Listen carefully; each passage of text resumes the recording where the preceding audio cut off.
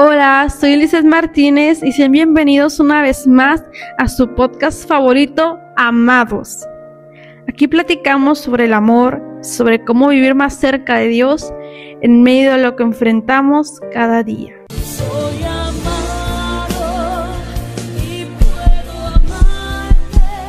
Hoy vamos a hablar de algo muy real, muy humano y a veces muy silencioso: la ansiedad. Especialmente esa que sentimos los jóvenes, que sienten los jóvenes cristianos, pero que no siempre saben cómo expresarla, ya sea por miedo del qué dirán. Si eres cristiano, ¿por qué tienes ansiedad, verdad? O miedo de que te hagan muchas preguntas y que tú en ese momento no sepas cómo responderlas. Hoy vamos a hablar de ese tema, sobre la ansiedad en cristianos, y no solo en cristianos, sino también en personas que no practican la fe, pero más que nada vamos a estar centrados en la depresión y ansiedad de una perspectiva bíblica. Y quisiera dar algunas estadísticas breves sobre la ansiedad. 1 de cada 3 jóvenes reporta sentir ansiedad frecuente. Y quiero aclarar que este episodio no sustituye ayuda profesional, pero busca dar un enfoque hacia la fe. Y quisiera leerles en 1 Pedro 5:7, que nos dice: echando toda vuestra ansiedad sobre Él, porque Él tiene cuidado de vosotros. El autor de este versículo es el apóstol Pedro, uno de los 12 discípulos de Jesús, y va dirigido hacia los cristianos dispersos por Asia Menor, actual Turquía, muchos de los cuales estaban enfrentando persecución, sufrimiento e incertidumbre por causa de su fe. Y quisiera dar algunos síntomas físicos sobre la ansiedad, solo unos tantos, que es: número 1, mareos o sensación de desmayo; número 2, insomnio; número 3, palpitaciones o corazón acelerado. Y algunos síntomas mentales son pensamientos repetitivos o intrusivos, dificultad para concentrarse, hipervigilancia, estar alerta todo el tiempo. Estos son solamente algunos síntomas. También quisiera dar algunos síntomas emocionales, que es la pérdida de interés o placer en las cosas que antes disfrutabas. Y por poner un ejemplo, a ti antes te gustaba mucho el fútbol, era algo que te apasionaba y te encantaba, pero después de un tiempo acá, pues sentiste como que eso ya no te llenaba, como que te sentías vacío. También otro es sentimiento de culpa o inutilidad, pensar: no sirvo para nada. No sirvo, no tengo ningún talento, no tengo ningún don, no sé tocar un instrumento, no sé hacer nada. Eso es un sentimiento así, es un síntoma de depresión. También es fatiga constante, duermes tus 8 horas, pero no te llenan esas 8 horas porque quieres seguir durmiendo. Como que tu mente está tan cansada de pensar, de sobrepensar, que necesitas más horas para estar durmiendo. Y puede que tus padres no se den cuenta. A lo mejor digan: no, esta niña nada más se la pasa dormida, o este niño nada más está dormido, no hace nada. Y puede ser un síntoma de depresión.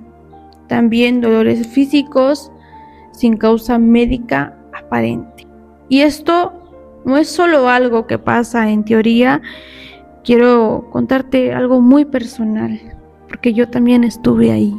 Y quisiera contarles esa historia tan oscura para mí cuando estaba en la prepa, cuando empezaba la prepa, tenía unos 15 años, 14 años creo, no, ya 15 años, y fue uno de los momentos más oscuros de mi vida.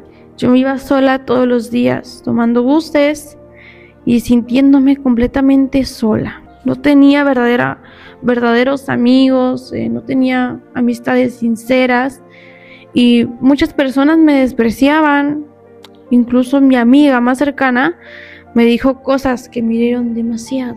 Cada viernes teníamos examen y por más que trataba de estudiar, por más que trataba de poner atención en los exámenes, no podía porque mi mente estaba tan saturada que no podía lidiar con todo eso, junto con todos los problemas familiares que tenía. No podía. Y llegaba a mi casa y era estar prendiendo la tele y poner mis coreografías, que pues quiero hacer una fuerte declaración. Yo escuchaba K-pop y yo idolatraba eso. Yo idolatraba a los idols de K-pop, que pues ahí te dice la palabra idols, o sea, ídolos. Y yo los hacía unos dioses, para mí ellos eran mis dioses, mis ídolos. Y yo pensaba que eso me hacía feliz. ¿Por qué? Porque pensarán, ¿por qué pensaba que eso me hacía feliz? Pues porque yo al terminar de bailar, yo sentía paz. Pero era una paz momentánea, era como que ya se cansó mi mente, se cansó mi cuerpo y pues ahora a dormir. Y con eso ya no había pensamientos, ya no había oportunidad para pensamientos en mi vida. Y yo podía descansar, entre comillas. Y quiero decirles que también tenía una fuerte presión social. Y más que nada era una presión hacia mí misma, sobre mi futuro, sobre mis sueños. Y porque todo lo que estaba tratando de hacer no funcionaba, hasta que un día, sin darme cuenta exactamente cómo o cuándo, Cristo llegó a mi vida. No fue de golpe, fue suave, fue como una voz sutil en mi vida, pero que llenaba mi mente diciéndome que ya eso no servía para nada. Y me di cuenta de que la ansiedad y la depresión ya no estaban. Y fue una decisión que tomé. Y recuerdo verme en esa sala para poner mis coreografías. Y recuerdo también ver la Biblia en el sillón. Y yo lo que hice fue, en ese momento, era una decisión. Eran dos caminos. Y era como si el Señor me estuviera probando, Dios me estuviera probando. ¿Cuáles eran esos dos caminos? Era o seguir bailando, eso, sintiéndome mal, sintiendo depresión, sobrepensando sobre mi futuro, sobre todo y sobre nada, o seguir a Cristo y descansar en Él. Y fue difícil dejar mis coreografías porque yo pensaba que era mi fuente de refugio, pero me di cuenta que había algo más valioso en mí, que era la palabra de Dios. Y eso se los digo con un nudo en mi garganta, porque fue el Señor el que me rescató, porque el Señor sabe todo. Él sabe que muchas veces pasaron por mi cabeza pensamientos de suicidio, de insuficiencia. Y el Señor me rescató de ese mundo oscuro que no me servía para nada. Ese mundo que nunca estuvo conmigo. Ese mundo no me salvó, pero Dios sí me salvó. Y fue ahí donde empezó todo. Empecé a servir a Dios danzándole. Y todavía ese es un testimonio más. Y yo me acuerdo que en un principio yo no podía danzar. Y eso que yo les estoy hablando, que yo bailaba coreografías, pero no era lo mismo. Yo no podía danzarle a Dios. Me sentía como atada y me daba vergüenza. Y eso que yo les puedo decir que yo cuando bailaba esas coreografías podía llegar gente a la casa y a mí no me importaba. Era como que, ok, yo seguía bailando. Era como que no me importaba, pero en ese momento fue como que me daba vergüenza, sinceramente. Pero recuerdo que le dije a Dios. Yo sentada en la iglesia, yo le dije a Dios, Dios, si tú no me pasas el frente, yo no voy a danzar. Pero si tú me pasas el frente, yo voy a hacerlo. Y de repente, sin pensarlo, me puse de pie. Y empezaron las alabanzas. Y empecé a sentir su presencia de una forma indescriptible. Sentí como un fuego dentro de mí y alguien o algo me dio un pequeño empujoncito. Y comencé a danzar, empecé a dar vueltas, empecé a adorarle, empecé a exaltarle, a danzar libremente. Estaba agradecida por lo que Él había hecho conmigo. Completamente agradecida por lo que Él había hecho conmigo, porque Él me rescató de ese mundo de tinieblas y me trajo a su luz admirable. Después de eso, de danzar, eso se volvió para mí ya una forma de adorarle a Dios. Y fue lo que yo seguía haciendo todavía, danzándole. Yo todavía le danzo al Señor para honra y gloria de su nombre. Y le soy sincera, todavía lucho con eso. Todavía tengo tentaciones de danzarle al mundo. Todavía. Pero es solo recordar que mi alma estaba perdida, que esos cantantes, esa música no pudo llenar mi corazón. Es como que, ¿para qué voy a volver al mundo de perdición donde me sacó mi Señor? ¿Cómo puedo cambiar? ¿Cómo puedo cambiar lo que el Señor hizo por mí por algo que no tiene valor y que nunca me pudo llenar? Y jóvenes, si pudiera darles un consejo, sería este: las cosas de este mundo nunca te van a llenar. Pueden entretenerte por un rato, pero siempre va a quedar un vacío en tu corazón si tratas de llenarlo con lo que el mundo te ofrece.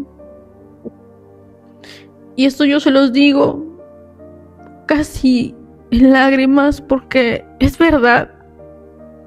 Yo no sé con qué quieras llenar tu alma. Yo no sé si sea lo mismo que lo mío, bailar. Y era algo que parecía inofensivo, pero que me estaba matando. ¿Por qué? Porque no me estaba ayudando en nada, en mi depresión, en esa ansiedad que sentía. Pero cuando llegó Dios a mi vida, lo llenó todo ese vacío. Y Él llenó todo lo que nadie más podía tocar. Y aunque siempre va a haber tentaciones, hermanos, jóvenes, siempre va a haber tentaciones de mirar atrás, de volver al mundo, de volver a lo que antes amabas. Pero tú sigue adelante y no te rindas. Sigue adelante. Este mundo no te va a ofrecer lo que Dios ya tiene destinado para ti, porque lo que Dios tiene para ti es mayor, es mejor que lo que este mundo te pueda ofrecer. Si algo que hoy es un ídolo en tu vida, quizás tu música, entrégaselo a Dios. Yo también pasé por eso, yo también pasé por ese desierto en un tiempo. Los bailes que yo hacía eran como mi ídolo, eran mis dioses. y nadie podía quitármelos.